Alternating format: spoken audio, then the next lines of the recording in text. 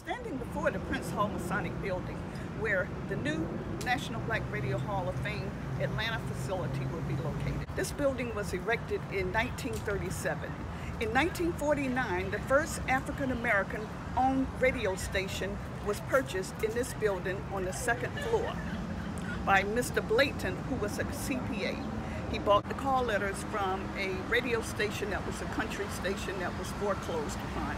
And they wouldn't let him move into the building where the station was located because they said, "You're a Negro and we don't allow Negroes in the building." So what he did was brought it to one of the richest streets in America at that time, and that was Auburn Avenue here in Atlanta. And pictured here is the radio staff, my uncle on the far left end, and Martin Luther King down on the far right end. The station letters were WERD, stood for Get the Word Out. We're at the Prince Hall Masonic Building, and this will be the location on the second floor of the National Black Radio Hall of Fame. The National Black Radio Hall of Fame was established because there was a true need in order to have something for ourselves. There's a National Radio Hall of Fame, and they do recognize some of our individuals like Tom Joyner and so forth, but they don't have the #1 DJs in our cities that only our cities would know about. So that's when Bernie Hayes in St. Louis, Missouri decided to start the St. Louis Black Radio Hall of Fame. However, in 2016, he decided to take it to another level and start a National Black Radio Hall of Fame. That's when I came into place, and I was asked to start the Atlanta chapter.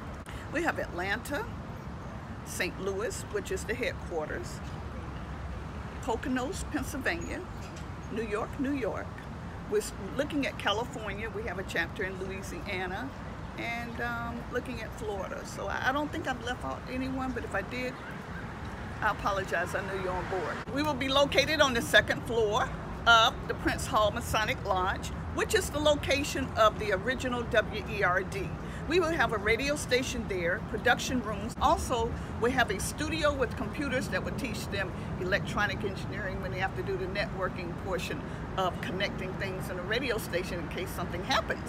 Right. And they're going to get a lot of things free through the tools that we bring in.